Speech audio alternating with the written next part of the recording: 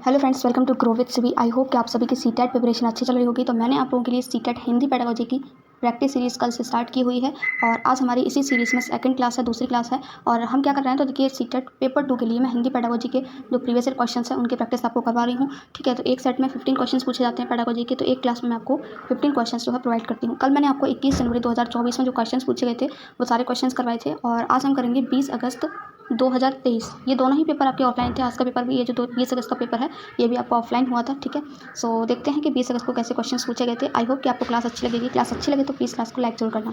So start करते हैं question number 1 से। क्वेश्चन देखिए, मैं ना आपको हिंदी पेडागोजी की एक कंप्लीट मैराथन भी प्रोवाइड कर चुकी हूँ। ठीक है, तो जो कॉन्सेप्ट समझने हैं अगर आपको हिंदी से मतलब हिंदी पेडागोजी से रिलेटेड, तो आप उस एक मैराथन वीडियो को देख सकते हैं। 1 घंटे की मैराथन है। ठीक है, तो वहाँ से आपके जो कुछ कॉन्सेप्ट्स होते हैं हिंदी पेडागोजी में वो क्लियर हो जाएंगे। बाकी जो कुछ क्वेश्चंस होते हैं ना वो आपकी अंडरस्टैंडिंग पर बेस होते हैं और वो अंडरस्टैंडिंग आपकी यहाँ से जैसे जैसे आप क्वेश्चंस को यहाँ पर देखेंगे, प्रैक्टिस करेंगे, वैसे वैसे वो आपकी अंडरस्टैंडिंग बनती जाएगी। ठीक है, सो एक रिक्वेस्ट और करूँगी आप लोगों को, क्या करना है कि यहाँ पर जस्ट ऐसा नहीं कि मैं क्वेश्चन बता रही हूँ, आंसर दें तो सिर्फ उनको देखते जाना है, सुनते जाना है। आप लोगों को यहाँ पर खुद का भी पहले आंसर देखना है कि आपके अकॉर्डिंग क्या आंसर हो सकता है और आपको अपने जो है 15 में से यहाँ पर अपने मार्क्स जरूर कमेंट करने हैं कि कितने मार्क्स जो है आपके आ रहे हैं। ठीक है, और 13 से 14 नंबर अगर आपके आ रहे हैं तो आपकी बहुत ही अच्छी तैयारी है। अगर आपके इससे कम आ रहे हैं तो आपको ये फोकस करना है कि किस क्वेश्चन से आपके मतलब क्या टॉपिक रहा जिससे आपका क्वेश्चन गलत हुआ, किस वजह से आपका क्वेश्चन गलत हुआ, वो चीज़ आपको यहाँ पर फाइंड करनी है, उसको करेक्ट करना है। ठीक है, सो स्टार्ट करते हैं क्वेश्चन नंबर 1 से। भाषाई कौशल सीखने का सर्वाधिक उपयुक्त तरीका, यानी कि भाषा की जो स्किल्स होती हैं, 4 स्किल्स मैंने आपको बताई थी, LSRW, यानी कि लिसनिंग, सुनना, पढ़ना, लिखना और आपका बोलना। ठीक है, तो ये 4 कौशल हैं आपके जो एक भाषा में होते हैं। ठीक है, इनको सीखने का सबसे अच्छा तरीका क्या होता है? देखिए, पहला है आपका चुनौतीपूर्ण और यांत्रिक भाषा ड्रिलों की मदद से। तो ये जब भी आपको किसी ऑप्शन में ड्रिल नाम का कोई वर्ड मिल जाए तो वो हमेशा नेगेटिव होता है, हमेशा गलत होता है, तो वो ऑप्शन आपका कभी सही नहीं हो सकता। ठीक है, तो ड्रिल का मतलब क्या होता है? यहाँ पर जो ड्रिल होता है उसके थ्रू हम किसी चीज़ को रटवाते हैं, किसी चीज़ की प्रैक्टिस कराते हैं। ड्रिल का मतलब है ना, तो जब प्रैक्टिस करेंगे, रटवाएंगे, तो रटना जो है एक तरीके से पेडागोजी में गलत माना जाता है। ओके, तो हमें किसी चीज़ को रटना नहीं है, उसको समझ करके सीखना है। ओके, देखिए, जब भी आपको कोई रटना वर्ड मिल जाए, ठीक है, या भी आपको किसी ऑप्शन में कोई केवल वर्ड मिल जाए कि केवल इसी के माध्यम से करते हैं, है ना, ड्रिल वर्ड मिल जाए, ठीक है, या फिर एक इंपॉर्टेंट बात मैं यहाँ पे बोल देती हूँ ना, आपको बच्चों के बारे में कुछ भी गलत चीज़ मिल जाए, ठीक है, आपको ऐसा लगे कि ये बच्चों के लिए गलत है, ठीक है, तो वो सारे ऑप्शंस आपके नेगेटिव होते हैं। ठीक है, अगर आपको ये लगे कि ये जो है ये चीज़ जो है बच्चों के लिए बेस्ट हो सकती है, वो आपका पेडागोजी में हमेशा सही आंसर होगा। ठीक है, तो इस चीज़ पर आपको कभी भी किसी भी सब्जेक्ट की पेडागोजी सॉल्व करो, इस चीज़ पर जरूर फोकस करना। फिलहाल सेकंड ऑप्शन देखते हैं, एक समय पर एक ही कौशल पर ध्यान, केवल एक ही कौशल पर, केवल एक ही है ना, तो ये भी गलत हो गया। समावेशित युक्तियों के माध्यम से। नेक्स्ट है केवल लिखित परीक्षा और प्रदत्त कार्यों पर। प्रदत्त कार्य मतलब होमवर्क है ना, तो केवल फिर से वर्ड आ गया तो ये भी गलत हो गया, यही गलत हो गया, ये भी, एक ही आंसर करेक्ट हो जाएगा। 3 समावेशित युक्तियों के माध्यम से, यानी इसमें बहुत सारी टेक्निक्स, समावेशित मतलब बहुत सारी टेक्निक्स का यूज़ करके। ठीक है, तो ऑप्शन नंबर 3 आपका बिल्कुल करेक्ट हो जाएगा। नेक्स्ट क्वेश्चन है आपका कथन और कार्य वाला। कथन क्या है? पठन और लेखन कौशल प्राथमिक स्तर पर समलोचनात्मक चिंतन में मदद करते हैं। पठन यानी कि पढ़ना और लिखना, ये जो 2 स्किल्स हैं, 2 कौशल हैं आपके, ये क्या करते हैं प्राइमरी लेवल पर आपकी क्रिटिकल थिंकिंग में हेल्प करते हैं। क्रिटिकल थिंकिंग मतलब जैसे कोई टॉपिक है उसके बारे में आप डिफरेंट तरीके से सोच पाएं, उसके बारे में आपके विचार प्रस्तुत कर पाएं, वो आपकी क्रिटिकल थिंकिंग होती है ना, अलग अलग तरीके से उसके बारे में सोच पाएं, आपकी एक तरीके से थॉट प्रोसेस। तो ये स्क्रिप्ट करेक्ट है कि जब आप किसी चीज़ को लिख रहे हैं तो ऑब्वियसली आपकी वहाँ पर क्रिटिकल थिंकिंग जो है डेवलप हो रही होती है। ठीक है, पढ़ने से भी होती है, तो ये तो सही है। तर्क देख लेते हैं, समालोचनात्मक चिंतन, पठन और लेखन का उपकौशल, यानी कि ये इसकी क्या है, सब स्किल है। तो ये ऐसा तो मैंने कुछ नहीं बताया था आपको ना, तो ना तो ये है, तो तर्क आपका गलत हो गया है, केवल एक ही करेक्ट है, इसलिए ऑप्शन नंबर 4 आपका यहाँ करेक्ट हो जाएगा। ये सही है परंतु आर आपका गलत है। नेक्स्ट क्वेश्चन है आपका, विद्यार्थी किसी विचार बिंदु पर मानस मंथन करते हैं, संयोजन करते हैं। मानस मंथन का मतलब क्या हो गया कि उसके बारे में सोचते हैं, थिंक करते हैं, है ना। नेक्स्ट क्या है? संयोजन करते हैं, यानी कि जैसे कि आपको कोई टॉपिक दे दिया गया, ठीक है, मान लीजिए आपको कोई टॉपिक दिया गया है विविधता, है ना, तो विविधता टॉपिक दिया गया है, तो सबसे आपको क्या करना है, उस पर कुछ लिखना है। ठीक है, कुछ लिखना है, तो आप यहीं से समझ जाओगे देखिए इसमें क्या है आंसर, है ना। उस पर आपको क्या करना है, कुछ लिखना है, तो सबसे पहले आप क्या करोगे, उसके बाद उस टॉपिक के बारे में सोचोगे कि क्या क्या हम इसमें लिख सकते हैं। क्या ऐसा थोड़ी डायरेक्ट आप लिखते चले जाओगे, है ना। तो सबसे पहले आप उसके बारे में सोचोगे कि क्या क्या हम इसके बारे में लिख सकते हैं, फिर कुछ पॉइंट्स आपको मिलेंगे, उन पॉइंट्स को आप संयोजन करोगे, उन पॉइंट्स को आप कलेक्ट करोगे, कलेक्ट करने के बाद आप एक ड्राफ्ट के रूप में उनको लिखोगे। ऐसा तो नहीं कि डायरेक्टली आप एकदम करेक्ट लिख पाओगे, ऐसा नहीं है ना। तो आप क्या करोगे, पहले ड्राफ्ट के रूप में कुछ लाइन्स लिख लोगे, फिर आपको जो उसमें एडिट करना होगा, संपादन करना होगा, वो कर दोगे, है ना, और लास्ट में आप देखो एडिट करने के बाद उसको जो है, जो भी आपको सही लिखना होगा वो लिख देंगे। और इस प्रक्रिया द्वारा कौन सा कौशल प्रतिबिंबित होता है, यानी कि इसमें कौन सी स्किल यूज हो रही है, कौन सा कौशल यूज हो रहा है, वो आपको बताना है। तो ऑब्वियसली आप समझ पा रहे होंगे, ऑप्शन नंबर 3 करेक्ट हो जाएगा, लेखन कौशल यहाँ पर यूज हो रहा है। ठीक है, नेक्स्ट क्वेश्चन है आपका कथन और कार्य वाला। कथन क्या है? अपनी प्रारंभिक बाल्यावस्था में एक बच्चा संज्ञा की अपेक्षा क्रियाओं यानी कि वर्ब का अधिक उपयोग करता है। ठीक है, यानी कि जैसे कि क्रिया संज्ञा की अपेक्षा वो क्या करता है, क्रियाओं का यूज करता है, जैसे सुनना, देखना, खाना, पीना, लाना, सोना, है ना, इस तरीके के वर्ड ज़्यादा यूज करता है। और व्याकरणिक नियमों की अनदेखी करता है, जो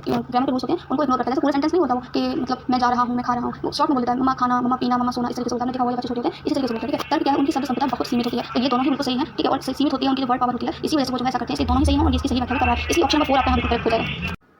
नेक्स्ट क्वेश्चन है आपका, एक अध्यापक ने विद्यार्थियों को समूहों में विभाजित किया और हाथियों पर कहानी पढ़ने से पहले उनके बारे में आयोजित प्रश्नोत्तरी में भाग लेने के लिए कहा। यानी कि आपके स्टूडेंट को जो है अपनी क्लास में हाथियों की एक स्टोरी पढ़ाना चाहते हैं, लेकिन उससे पहले आपने क्या किया, उनको क्वेश्चन आंसर में इन्वॉल्व किया। ठीक है, किसके बारे में थी वो क्वेश्चन आंसर, हाथियों के बारे में ही थे। तो यहाँ पर अध्यापक का क्या मंतव्य है, यानी कि अध्यापक क्या करना चाह रही है ना, तो वो क्या कर रही है, जो टॉपिक वो पढ़ाना चाह रही है उसमें स्टूडेंट का इंटरेस्ट जो है डेवलप करना चाहती है। ठीक है, अगर आप क्वेश्चन आंसर देखिए, क्वेश्चन आंसर जो है इंटरेस्ट डेवलप करने का बहुत ही अच्छा मेथड होता है। अगर आप बच्चों से क्वेश्चंस करते हो, वो आंसर बताते हैं तो उनको बहुत अच्छा लगता है। ठीक है, और क्वेश्चन आंसर करने के बाद अगर आप टॉपिक को पढ़ाते हैं तो वो टॉपिक से लिंक कर पाते हैं और उसमें इंटरेस्ट भी लेते हैं। जब आप देखिए, जब आप क्वेश्चंस करोगे तो हो सकता है कि कुछ क्वेश्चंस के आंसर स्टूडेंट दे दें, लेकिन एक क्वेश्चन कहीं ना कहीं ऐसा अटक जाएगा जिसका आंसर वो नहीं दे पाएंगे। तो आप वहाँ पर बोल सकते हो कि तो आज हम जो है इसी के बारे में जानेंगे कि मान लीजिए हाथी टॉपिक है, तो उसमें हाथी से रिलेटेड कोई क्वेश्चन नहीं आया बच्चों को, तो आप कहेंगे कि आज हम इस क्वेश्चन से रिलेटेड ही हम हाथी के बारे में पढ़ाने वाले हैं। तो इससे बच्चों में क्यूरियस होंगे, बच्चे इंटरेस्ट दिखाएंगे कि हाँ इसका क्या आंसर हो सकता है, क्या हम पढ़ेंगे हाथी के बारे में। तो इससे क्या होगा, टॉपिक के प्रति रुचि पैदा होगी। तो ऑप्शन नंबर 1 आपका यहाँ पर करेक्ट हो जाएगा। बाकी को ऑप्शन सारे गलत हैं। यहाँ पर सहपाठी पृष्ठपोषण, यहाँ पर पृष्ठपोषण का मतलब होता है फीडबैक देना, तो यहाँ पर कोई फीडबैक थोड़ी ना दे रहा है ना, तो ये सारे बाकी के नेगेटिव हैं। नेक्स्ट क्वेश्चन है आपका, एक अध्यापक ने कक्षा 6 के शिक्षार्थियों को कैप्शन शीर्षकों के साथ एक फिल्म दिखाई। कैप्शन मतलब आई होप कैप्शन होंगे, अब तो कैप्शन का जो ऑप्शन है वो यूट्यूब पर भी अवेलेबल है। जैसे मैं ये जो कुछ भी आपको बोल रही हूँ ना, तो ये आपको वीडियो में यहाँ पर लिखा भी आएगा है ना, तो इसी को हम कैप्शन बोलते हैं। तो एक फिल्म दिखाई कैप्शन के साथ, ये फिल्म पाठ्य पुस्तक के एक अध्याय किसी चैप्टर पर ही आधारित थी, उनके जो कहना सीखे। ठीक है, कैप्शन के साथ दिखाई जा रही फिल्म किस बात के लिए मोटिवेट करती है, किस चीज़ के लिए प्रोत्साहित करेगी, वो आपको यहाँ पर बताना है। पहला है श्रवण युक्त सक्रिय रूप से देखना और विद्यार्थियों को भाषा की प्रमाणिक यानी कि रिलेवेंट सामग्री का प्रयोग करने के लिए प्रोत्साहित करना, मोटिवेट करना। तो मुझे देखिए सबसे बेस्ट आंसर यही लग रहा है। बाकी और ऑप्शन चेक कर लेते हैं। सक्रिय रूप से देखना और समझते हैं ये भी है, लेकिन मैं यहाँ पर आपको एक बात बता देती हूँ, जब भी आपको ऐसा लगे ना कि मुझे तो सारे ही ऑप्शन सही लग रहे हैं पेडागोजी में और ऐसा होता भी है, तो आपको हमेशा उस ऑप्शन को सिलेक्ट करना है जहाँ पर सारे ऑप्शन जो है उसमें इंक्लूड हो रहे हो। कभी-कभी क्या होता है कि जो सारे ऑप्शन होते हैं उनमें से सबसे बेस्ट आंसर होता है इसमें, ये देखिए ये वाला ऑप्शन है ये इसमें इंक्लूड है कि नहीं है, सक्रिय रूप से देखना और सुनना, यहाँ पर भी हो रहा है श्रवण युक्त देखना, तो ये ऑप्शन मान लीजिए इसी में इंक्लूड हो गया है। तो ऐसे ही अगर आपको समझ में नहीं आ रहा तो आपको वो ऑप्शन चेक करना है, इसमें सारे ही ऑप्शन आता है। नेक्स्ट चेक करते हैं इस तरह की और फिल्में देखने के लिए विद्यार्थियों को प्रोत्साहित करना, तो ये उसका सही रीजन है। ठीक है, नेक्स्ट है फिल्म थोड़ी ना दिखा रहे हैं वो यहाँ पर, फिल्म दिखाने के लिए मोटिवेट थोड़ी ना कर रहे हैं। नेक्स्ट है आपका लास्ट, मौखिक संकेतों द्वारा श्रवण युक्तियाँ पात्रों की अभिनय की सराहना करना और समीक्षा लिखना। ऐसा यहाँ पर कुछ नहीं हो रहा है कि वो जो एक्टिंग कर रहे हैं फिल्म में उनकी जो है उनको एप्रिशिएट करना, ऐसा उनका यहाँ पर कोई मोटिव नहीं है। ठीक है, तो ऑप्शन नंबर 1 इसका बिल्कुल करेक्ट हो जाएगा। देखिए वो जो फिल्म दिखा रहे हैं वो किससे रिलेटेड है, उनके चैप्टर से रिलेटेड है जो पढ़ेंगे। ठीक है, तो यहाँ पर वो भाषा की रिलेवेंट सामग्री का प्रयोग करने के लिए मोटिवेट कर रहे हैं, प्लस वो वहाँ पर देखिए फिल्म देखते हैं, वहाँ पर सुनते भी हैं और एक्टिव रूप से उसको वॉच भी करेंगे, देखेंगे। तो ऑप्शन नंबर 1 आपका यहाँ पर बिल्कुल करेक्ट। नेक्स्ट क्वेश्चन है आपका, नैदानिक परीक्षणों का प्रयोग किसके आकलन के लिए किया जाता है।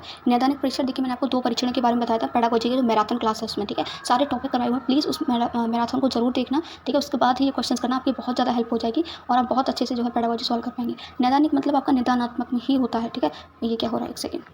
तो यहाँ पर निदानात्मक और नैदानिक बात एक ही होती है। ठीक है, दूसरा मैंने परीक्षण आपको बताया था उपलब्धि परीक्षण। ठीक है, उपलब्धि परीक्षण और निदानात्मक परीक्षण, ये दोनों मैंने आपको बता रखे हैं। तो निदानात्मक परीक्षण में हम क्या करते हैं, बच्चे की यानी कि जो स्टूडेंट होता है उसकी कमियों का पता लगाते हैं। ठीक है, तो यहाँ पर हम देखेंगे कि यहाँ पर कौन सा ऑप्शन ऐसा जहाँ पर उसकी कमियों का पता लगाया जा रहा है। पहला है पाठ्यवस्तु के मुख्य बिंदुओं का सारांश निकलना, यहाँ पर तो कुछ नहीं हो रहा है। शिक्षार्थियों की अपनी भाषा संबंधी गलतियों की स्वयं पहचानने की योग्यता, तो देखिए यहाँ पर एक स्टूडेंट क्या कर रहा है, अपनी खुद की गलतियों को पहचान रहा है ना, तो यहाँ पर ये करेक्ट नहीं होगा। शिक्षार्थियों को उपलब्धियों के क्रम में श्रेणीबद्ध करना, देखिए एक बात और मैं बता देती हूँ, जब भी श्रेणीबद्ध करने की बात आए, ठीक है, कि एक ही क्रम में किसी को विभाजित कर देना, ये आपका नेगेटिव होता है। ठीक है, किसी और ऑप्शन में है, फिलहाल यहाँ तो गलत हो ही जाएगा। ठीक है, शिक्षार्थी की भाषा के मजबूत और कमजोर बिंदु, तो ऑप्शन नंबर 4 आपको बिल्कुल करेक्ट हो जाएगा कि नैदानिक परीक्षण का जो प्रयोग करते हैं, हम यूज़ करते हैं, वो एक स्टूडेंट के मजबूत और कमज़ोर बिंदु, यानी कि हमें पता चलता है कि हाँ बच्चा इस चीज़ में वीक है, इस चीज़ में मजबूत है, यानी कि ये चीज़ इसकी स्ट्रॉन्ग है और ये चीज़ इसकी क्या है, वीक है। ठीक है, तो ऑप्शन नंबर 4 आपका बिल्कुल करेक्ट हो जाएगा। नेक्स्ट क्वेश्चन है आपका, शिक्षार्थी क्या करती है उस उदाहरण को पढ़ें और उदाहरण से मेल खाती हुई युक्ति का चयन करें। शिक्षार्थी का मतलब यहाँ पर स्टूडेंट से है। ठीक है, तो एक स्टूडेंट है, वो उसके द्वारा ये एग्जाम्पल है, आपको बताना है कि वो किस युक्ति का यहाँ पर यूज़ कर रही है। एग्जाम्पल क्या है वो पढ़ते हैं, यदि मुझे किसी का अर्थ समझ में नहीं आता तो मैं देखने का प्रयास करती हूँ। यानी कि मैं मान लीजिए मैं कोई स्टूडेंट हूँ और मैं अपनी बुक पढ़ रही हूँ। ठीक है, और बुक पढ़ते समय मुझे जो है उसमें से कुछ समझ में नहीं आ रहा है, तो मैं देखने का प्रयास करती हूँ। क्या देखने का प्रयास करती हूँ, हेल्प ले, यहाँ पर किसी चीज़ की मदद लूँगी तभी तो मुझे समझ में आएगा कि उसका अर्थ क्या है। ठीक है, तो यहाँ पर ऑप्शन नंबर 1 ही करेक्ट हो जाएगा। संदर्भ सामग्री की मदद लेना, यानी कि उससे रिलेटेड जो भी है, जहाँ पर मुझे उससे वो जो कॉन्सेप्ट है वो समझ में आ जाएगा, उस सामग्री की मैं क्या ले रही हूँ, हेल्प ले रही हूँ, मदद लेती हूँ। ठीक है, तो ऑप्शन नंबर 1 करेक्ट हो जाएगा। बाकी कोई भी ऑप्शन ऐसा नहीं है जो इससे मैच कर रहा हो। नेक्स्ट क्वेश्चन है आपका, एक बालिका अपनी भाषा कक्षा का अनुभव माँ के साथ साझा करती है। यानी कि कोई स्टूडेंट है, कोई लड़की है जो अपने घर पर आकर अपनी माँ के साथ जो है अपना एक्सपीरियंस शेयर करती है, जो अपनी भाषा कक्षा का। ठीक है, और कहती है कि कभी कभी हम अपनी आंखें बंद करते हैं और हमें अध्यापिका अपने बस्ते में से कोई भी वस्तु निकालने के लिए कहती है। तो वो अपनी मम्मी को बता रही है आकर के, एक लड़की, कि हमारी जो क्लास है ना उसमें हमारी मैम क्या करती हैं, हमें आँख बंद करके अपने बैग में से कुछ वस्तु निकालने के लिए कहती हैं, फिर हमें उस वस्तु के बारे में बताना होता है। यह सीखने का बहुत अच्छा तरीका है। तो वो कहती है कि ये तरीका बहुत अच्छा है सीखने का। बच्चे की यह टिप्पणी अधिगम के बारे में बच्चे की प्राथमिकता की ओर संकेत करती है। उसकी प्राथमिकता की पहचान कीजिए। तो यहाँ पर जो है उसकी प्राथमिकता की पहचान क्या है वो आपको बतानी है। तो देखिए पहला क्या है, जब मैं कुछ करती हूँ तो भाषा प्रयोग अच्छी तरह से याद कर लेती हूँ। दूसरा है, मैं जब सुनती हूँ तो भाषा प्रयोग अच्छी तरह से याद कर लेती हूँ। तीसरा है, जब मैं देख कर नकल करती हूँ तो भाषा प्रयोग अच्छी तरह से याद कर लेती हूँ। और लास्ट है आपका, मैं जब देखती हूँ तो भाषा प्रयोग अच्छी तरह से याद कर लेती हूँ। तो यहाँ पर देखिए, यहाँ पर क्या हो रहा है कि आंखें बंद करने से यहाँ देखने का तो सवाल ही नहीं उठता है ना ही यहाँ पर कोई सुनने का सवाल उठता है। यहाँ पर सवाल किसका उठ रहा है, यहाँ पर वो कुछ कर रही है। देखिए स्टूडेंट ने कहा बच्चों से अपने बैग में से किसी वस्तु को निकालने के लिए, तो ऑब्वियसली वो यहाँ पर अपने हाथों से किसी वस्तु को निकालेगी, वो कुछ कर रही है ना। तो अपने बस्ते में से कोई वस्तु निकालना और फिर हमें उस वस्तु के बारे में बताना होता है, टेल करना होता है। तो वो यहाँ पर क्या कर रही है, कुछ कर रही है, कुछ बता रही है। तो सीखने का ये सबसे अच्छा तरीका है। तो इसमें करेक्ट आंसर ऑप्शन 1 हो जाएगा। जब मैं कुछ करती हूँ तो भाषा प्रयोग अच्छी तरह से याद कर लेती हूँ। ठीक है, तो यहाँ पर देखिए उसको इंटरेस्ट आ रहा है, उसको ये तरीका अच्छा लग रहा है, तो ऑप्शन 1 करेक्ट हो जाएगा। यहाँ पर वो ना तो कुछ सुन रही है, ना ही यहाँ पर वो किसी की नकल कर रही है, ठीक है, और ना ही यहाँ पर वो कुछ देख रही है। तो ऑप्शन नंबर 1 यहाँ पर बिल्कुल करेक्ट हो जाएगा। नेक्स्ट क्वेश्चन है आपका, विद्यार्थियों ने वर्णनात्मक कौशल का प्रयोग करना सीखा है। वर्णनात्मक कौशल मतलब डिस्क्रिप्टिव स्किल जो होती है, जिसमें बहुत सारा हम लिखते हैं, बहुत सारे थॉट्स चाहिए लिखने के लिए, है ना। तो एक विद्यार्थियों ने क्या किया, इसका यूज़ करना सीखा है वर्णनात्मक कौशल का।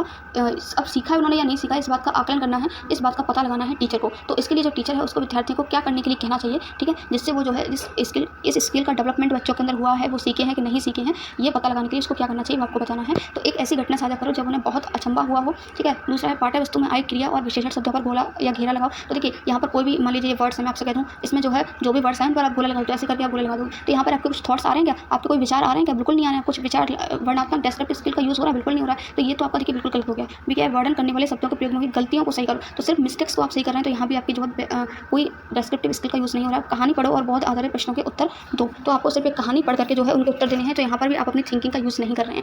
सबसे बेस्ट आंसर वो होता है जहाँ पर बच्चे खुद कुछ कर रहे हो, ठीक है, खुद कुछ एक्टिविटी कर रहे हो, खुद कुछ सोच रहे हो, खुद उनके विचार डेवलप हो रहे हो। तो ऑप्शन नंबर 1 इसका करेक्ट हो जाएगा। एक ऐसी घटना साझा करो जब उन्हें बहुत अचंभा हो, यानी कि जो है हर एक स्टूडेंट अपनी अपनी स्टोरी, अपनी अपनी घटना यहाँ पर शेयर करेगा। तो ये सबसे बेस्ट हो जाएगा, वो अपनी अपनी डेस्क्रिप्टिव स्किल्स का यहाँ पर यूज़ करेगा। इससे आपको पता चलेगा कि कौन सा स्टूडेंट जो है कितनी ज़्यादा विचार या थॉट्स रखता है ना। तो ऑप्शन नंबर 1 आपका बिल्कुल करेक्ट हो जाएगा। नेक्स्ट क्वेश्चन है आपका, भाषा की एक कक्षा में एक विद्यार्थी अवरोध पैदा कर रहा है। इस विद्यार्थी के साथ किस तरह का व्यवहार करना चाहिए। यानी कि एक स्टूडेंट है, वो क्या कर रहा है, बाधा उत्पन्न कर रहा है, ठीक है, बहुत ज़्यादा शोर मचा रहा है क्लास में, ठीक है, अवरोध पैदा कर रहा है, मतलब वहाँ पर बच्चों को पढ़ने नहीं दे रहा, आप कुछ भी समझ सकते हैं, ठीक है। सो रुकावट बन रहा है वो भाषा की कक्षा में। तो उस जो स्टूडेंट है उसके साथ किस तरीके का बिहेव किया जाना चाहिए वो आपको बताना है। जो उद्यमी बच्चे होते हैं उन पर ध्यान देना चाहिए, उद्यमी बच्चों पर, ठीक है। तो देखिए ये इसका सही सॉल्यूशन नहीं है। समाधान खोजने के लिए अभिभावक यानी पेरेंट्स पर आप निर्भर हैं, ये भी गलत है ना। विद्यालय प्रशासन को इस विद्यार्थी के बारे में बता देना चाहिए। तो ऐसा आप करोगे ना तो वो बच्चा जो है बहुत नेगेटिव फील करेगा। मैंने क्या कहा था आपको, बच्चों के बारे में ऐसा कोई डिसीजन नहीं लेना है जिससे उन पर गलत इंपैक्ट पड़े, तो ये भी गलत होता है। ऑप्शन नंबर 1 इसका सबसे बेस्ट है, बच्चों को समाधान खोजने के लिए कहना चाहिए। यानी कि बच्चों से बेस्ट कोई नहीं समझ सकता है ना। तो स्टूडेंट खुद ही इस चीज़ का सॉल्यूशन निकालेंगे, उसके साथ क्या किया जाना चाहिए। तो ऑप्शन नंबर 1 इसका सबसे करेक्ट होगा। नेक्स्ट क्वेश्चन है आपका, कक्षा 7 की अध्यापिका निर्धारित पाठ्य पुस्तकों के अलावा अन्य पुस्तकों के पठन को सुलभ कर रही है। यानी कि एक कक्षा 7 की एक टीचर है, वो क्या कर रही है, जो अवेलेबल हैं बुक्स, उसके अलावा भी और जो बुक्स होती हैं उनको रीड करने के लिए बच्चों को मोटिवेट कर रही है, सुलभ कर रही है। वह किस तरह के पठन को समन्वित कर रही है। तो यहाँ पर वो किस तरह की रीडिंग स्किल का यहाँ पर यूज़ कर रही है, किस तरह की रीडिंग स्किल्स को डेवलप करना चाह रही है वो आपको बताना है। पहला है गहन पठन, इंटेंसिव। देखिए गहन पठन कब होता है, जब हम किसी चीज़ में से कुछ स्पेसिफिक कुछ इंपॉर्टेंट चीज़ ढूंढना चाहते हैं तब वो होती है। तो ऐसा तो यहाँ पर कुछ नहीं हो रहा है, ठीक है। दूसरा है साझा पठन, एक दूसरे के साथ मिलकर के पढ़ते हैं, वो साझा पठन होता है। विस्तृत एक्सटेंसिव पठन, तो 3 आपका यहाँ पर बिल्कुल करेक्ट हो जाएगा। देखिए वो अपनी बुक को पढ़ रहे हैं, उसके अलावा जो है और भी बुक्स पढ़ रहे हैं, कि बहुत सारा पढ़ रहे हैं। बड़ा विस्तृत का मतलब होता है फैलना, बहुत बड़ा है ना। तो एक्सटेंसिव पठन यहाँ पर हो रहा है, ठीक है। तो ऑप्शन नंबर 3 आपका बिल्कुल करेक्ट हो जाएगा। नेक्स्ट क्वेश्चन है आपका, निपुणता परीक्षण सदैव किसका आकलन करते हैं। निपुणता परीक्षण किसका आकलन करते हैं वो आपको बताना है। तो निपुणता परीक्षण का मतलब है यहाँ पर किसी चीज़ में निपुण हो जाना, बहुत बेस्ट, मतलब एक अच्छे तरीके से एक अच्छे लेवल पर पहुंच जाना। तो इसका मतलब क्या होता है वो आपको बताना है। विद्यार्थियों को पढ़ाई की भाषा, वो निपुणता परीक्षण का ये तो गलत है। बहुसंवेदी अधिगम अनुभव, तो यहाँ पर देखिए ये तो इससे बिल्कुल रिलेटेड ही नहीं है। नेक्स्ट आपका जो डेली यूज़ में हम कन्वर्सेशन करते हैं वो, तो ये भी गलत है, पहला ही करेक्ट हो जाएगा। भाषा का वह स्तर जहाँ तक विद्यार्थियों की पहुँच बन गई है, यानी कि जहाँ तक वो एक तरीके से सोच पाते हैं, वो निपुणता परीक्षण जो है उसका आकलन करता है, ठीक है। यानी कि बच्चे जो है भाषा के किस लेवल तक जो है बच्चे भाषा को सीख गए हैं। नेक्स्ट क्वेश्चन है आपका, प्रधान अध्यापिका ने भाषा अध्यापक को नए सत्र के लिए पाठ्यपुस्तकों तथा अन्य संसाधनों का चयन करने के लिए कहा। इनका चयन करते समय निम्न में से एक प्रासंगिक नहीं है। तो यहाँ पर एक जो प्रिंसिपल है, उन्होंने जो एक भाषा की टीचर है, ठीक है, जो हिंदी पढ़ाती होंगी, उनको क्या किया है, उनको न्यू सेशन आने वाला है, उसके लिए कुछ पाठ्य पुस्तक यानी कि बुक्स वगैरह और उससे रिलेटेड जो भी संसाधन है उनका चयन यानी उनको चूज़ करने के लिए कहा है। तो इसमें से कौन सा उसके लिए रिलेवेंट नहीं होगा, प्रासंगिक नहीं होगा, उनके लिए सही नहीं होगा, वो आपको चूज़ करना है। पुस्तकों और संसाधनों की अनुकूलता यानी कि सभी बच्चे जो है उसको यूज़ कर पाएँ, बच्चों की अधिकतम आवश्यकता और उन्हें आने वाली भाषाएं, इसका ध्यान रखना कि बच्चे जो है उनकी क्या लर्निंग यानी कि उनकी लर्निंग आवश्यकताएं क्या हैं, ठीक है, और उन्हें आने वाली जो भाषाएं वो क्या हैं, विद्यार्थियों का स्तर भी आपको ध्यान में रखना होता है। तो ये तीनों तो सही है। अब हमें गलत ढूंढना है तो गलत फोर्थ हो जाएगा, सामग्री की अवधारणात्मक जटिलता और गहनता। तो जटिलता और गहनता पर हमें जो है ध्यान नहीं देना है, तो ऑप्शन नंबर 4 ही यहाँ पर रिलेवेंट नहीं है और गलत ही हमसे पूछा था, इसलिए ऑप्शन नंबर 4 करेक्ट हो जाएगा। आज का लास्ट क्वेश्चन देख लेते हैं। अध्यापक ने शिक्षार्थियों द्वारा भाषा सामग्री के प्रयोग का निरीक्षण करने के लिए मानदंड निर्धारित किए, यानी कि कुछ स्टैंडर्ड वहाँ पर फिक्स कर दिए उसने, इसके लिए भाषा सामग्री के प्रयोग का निरीक्षण करने के लिए, ऑब्जर्वेशन करने के लिए। सामग्री के प्रयोग का निरीक्षण करने के लिए कौन सा मानदंड सबसे महत्वपूर्ण और सहायक होगा, वो आपको यहाँ पर बताना है। सो यहाँ पर देखिए, पहला है सामग्री की उपलब्धता, तैयारी और अभ्यास। देखिए अभ्यास आपका जो है यहाँ पर नेगेटिव माना जाता है। उपयोग, दोहराव और अभिव्यक्ति। दोहराव आ गया, देखिए किसी चीज़ को बार बार रिपीट करना, तो ये हमारा कहीं ना कहीं रटने में आ जाता है, तो ये भी गलत हो गया। अवलोकन, प्रश्न पोस्टर यानी फीडबैक सत्र और लिखित रिपोर्ट। लास्ट है आपका चेकलिस्ट, पूर्वानुमान और अधिगम प्रतिफल। तो ऑप्शन नंबर 4 इसका सबसे बेस्ट हो जाएगा, ठीक है। चेकलिस्ट का पूर्वानुमान मतलब किसी चीज़ को करने से पहले उसका अनुमान लगाना, और अधिगम यानी कि लर्निंग का क्या रिजल्ट आने वाला है वो, है ना। तो ऑप्शन नंबर 4 आपका बिल्कुल करेक्ट है। आई होप कि आपको सारे क्वेश्चन समझ में आ गए होंगे। Thank you so much for watching this video. अपना स्कोर नीचे कमेंट सेक्शन में जरूर कमेंट करना और अपनी गलतियों पर जो है जरूर काम करना।